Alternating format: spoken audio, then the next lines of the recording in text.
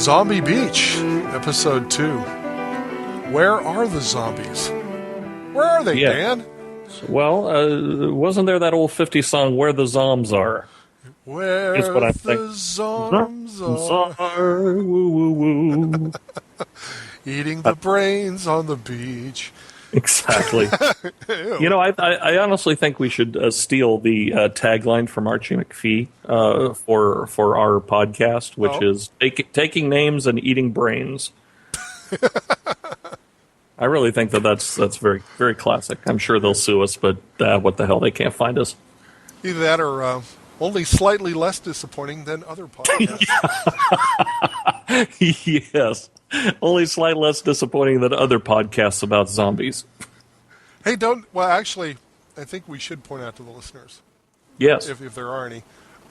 This isn't always actually about zombies. We just named it that because it was funny. Yeah, exactly. At the time. But speaking of zombies, doesn't Archie McPhee have like some sort of zombie toys or something? Well, they have an entire category of zombie toys, and actually, as soon as I can collect enough pop bottles to collect some sort of cash, I want to go out and buy the entire collection. They have the funniest one that I saw the other day was zombie pets.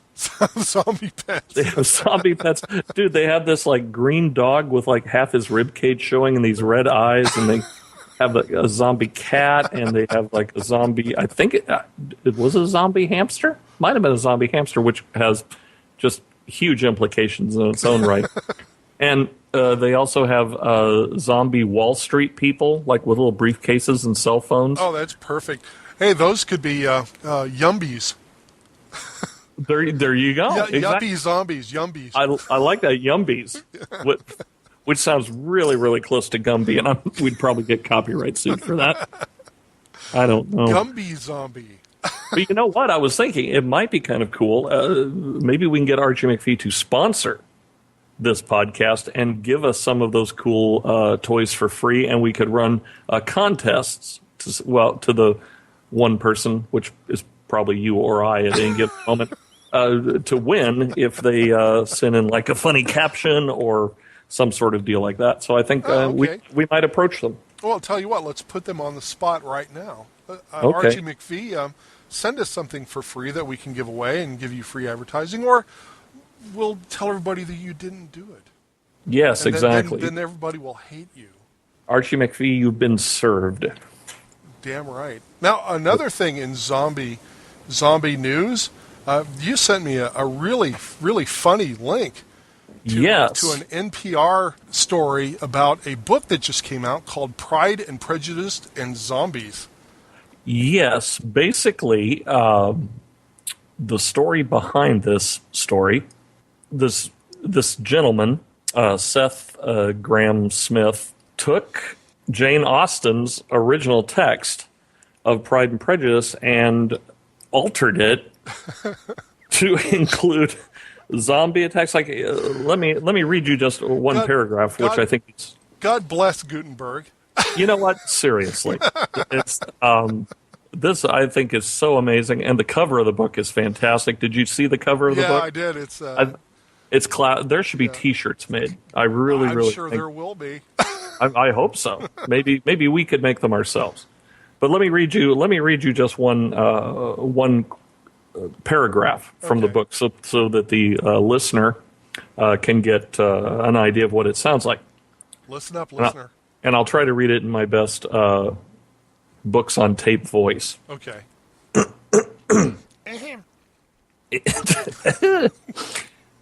But no sooner had she grabbed the handle of her weapon than a chorus of screams filled the assembly hall, immediately joined by the shattering of window panes. Unmentionables poured in, their movements clumsy yet swift, their burial clothes in a range of untidiness. Some wore gowns so tattered as to render them scandalous. Other wore...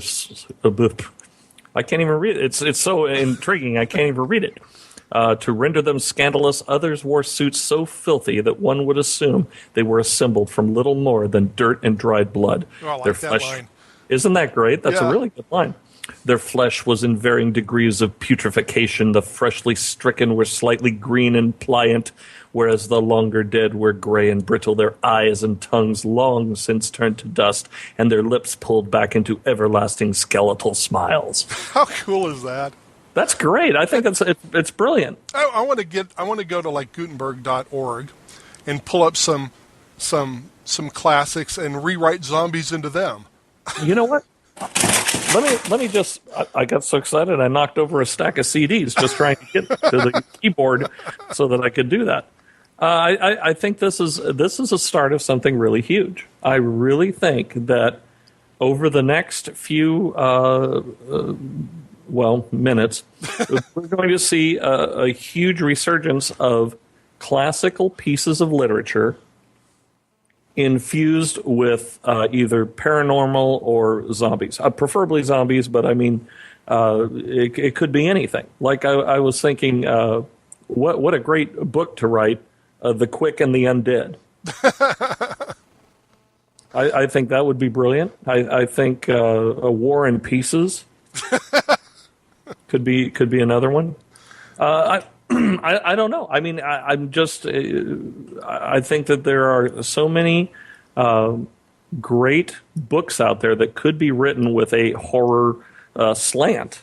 That would just reinvigorate the industry. In fact, we should get a hold of what's his name, Jeff Bezos, from Amazon, and say, hey, tell you what. Here's a new feature for the Kindle. Have the Kindle automatically insert zombies into all your favorite books. Now, explain for our one listener who might not know what Kindle is. Kindle is their electronic book reader. It's basically a nice little computer that's been dumbed down so it only does one thing. Right. So, in other words, it could be like an app for the Kindle that automatically takes any book that you download and can change it or add, zombies. Yeah, it just changes it as. Tom Sawyer could use a few zombies in it. It's a natural. Oh, good Lord, dude! Tom Sawyer and Huck Finn battling zombies, instead of Injun Joe, or maybe Injun Joe is a zombie. I'm Zombie Joe. Zombie Joe. Yes. And I'm thinking we could get that classic tale, Uncle Zom's Cabin. That could be turned into something absolutely amazing. I mean, just thinking about it. I mean, Edgar Allan Poe pretty much has macabre stuff anyway. But yeah, really, that would be redundant. But you could have Sherlock Holmes in the case of the Brain Eaters. That is perfect. Absolutely. Arthur Conan Doyle could have a whole new career out of this. Yeah, really. I think that's brilliant. But this could be something very fun. I'm going to purchase the book and I am too. And read it just because. Well, I like books about zombies anyway, so it'd be fun to actually see what he's done and how he did it, and how we can kind of plagiarize this whole thing and maybe do a book of our own. Yeah. Right, and the thing is, it's actually gotten to the point where I think $12.95 is cheap for a book. Oh yeah, well, and by the way, on Amazon there are used copies available for $7. Already? Yes. Wow. So apparently, this book has quite a following on the used book circuit already. It's amazing how fast these things go to used. A lot of them are probably review copies that were sent out pre-publication, and the reviewers read them, did their review, and are turning around making a quick profit on this 100% free book. Shame on you, reviewers. I know you do it. Here's another thing. These old stories, a lot of these old Gothic romances could use an infusion of actual, real, modern Goth. I mean, wouldn't that be cool? You just take modern Goth and infuse it into the old Goth.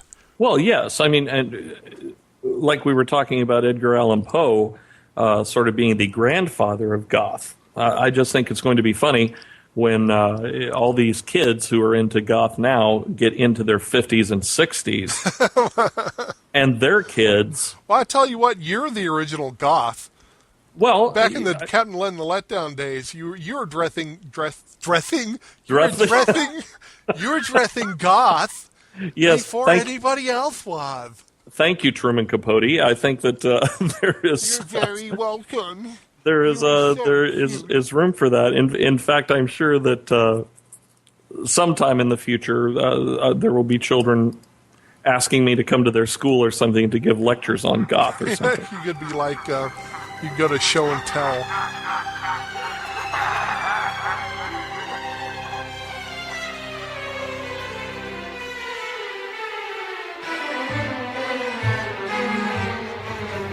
Well, I could come down there for show and tell.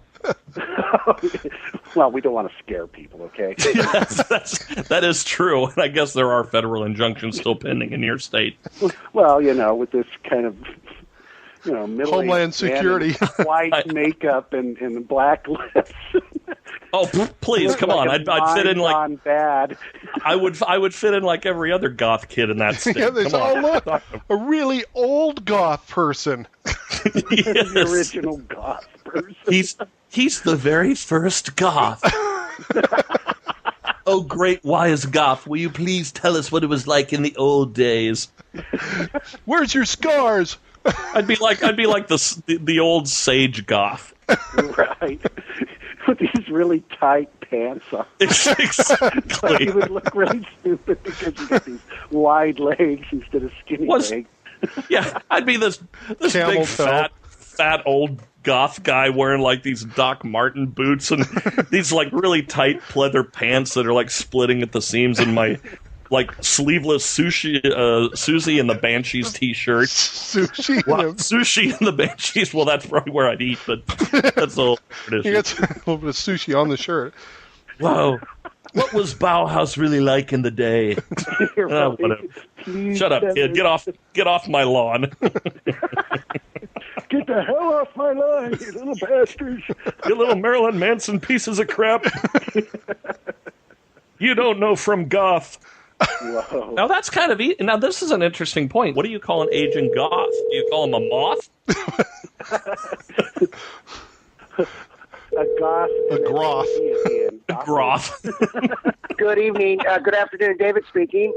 Hello, David. Good afternoon. It's Dan Ledbetter calling.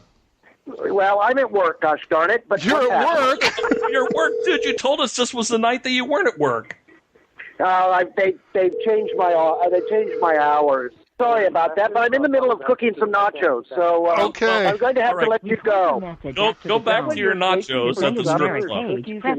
Yeah, okay. Well, you guys have a good one. I got to get back. All right, see you, buddy. Okay, bye-bye. And we got Brad's answering machine in the middle of all that. And another loser. Here's what I'm wondering right here and now. I'm in the middle of cooking nachos. How in the hell are you? What is that? What is he standing by the microwave to watch the Velveeta melt? Is that what he's doing? It's like you melt the Velveeta, you pour it on the chips, you throw on some salsa, and take it out to the table. They're in Australia. He's got like a kangaroo jumping up and down on something that keeps the engine running. That powers the little spindle that blows the fan on the flames that keeps the cheese hot. Exactly. He's got a meerkat wheelhouse that he gets him running around in to power the damn thing. Go, meerkat, go! Go, meerkat, go. Hello. This is Mr. Beauregard of the Federal Communications Commission. What is wrong with you people? Get off my lawn. No, God. You don't. Welcome to another episode of You Don't Know God. Hi, this is Brad. Can't come to the phone. There, let me talk to him. Okay. I'll call you back as soon as I can. Thanks. Oh, Mr. We're terribly sorry. You were the 15th contestant on You Don't Know Goth, so you missed your opportunity to win a Waring blender, a brand new Ford Corvette. Oh, fuck. They don't make Corvettes. And a bag of Good Sense dried pineapple. Exactly. So, call us, will you please, you rat bastard? A Ford Corvette? What the hell was that? Ford Corvette. I don't know what the hell I was thinking of. You know, sir. Yeah. What was that? That's good. Now this Whoa, is did we lose still- you there? Yeah, what happened? Dude, you went into a zone of no return.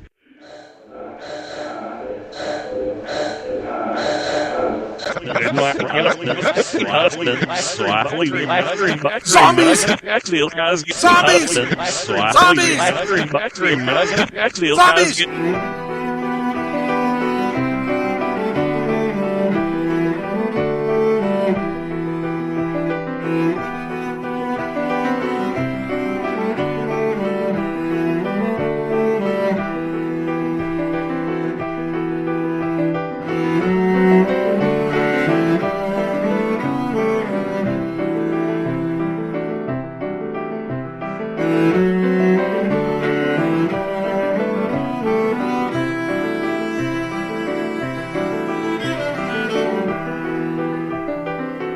Thank you for joining us again here on It Came from the Living Horror of Zombie Beach. I'd like to take this opportunity to point out that Dan Ledbetter is looking for work, and you could contact him via our website. He does public relations and voiceovers and acting and stand-up comedy, or just about anything you pay him for. Ladies, he's married. You'll have to pay extra.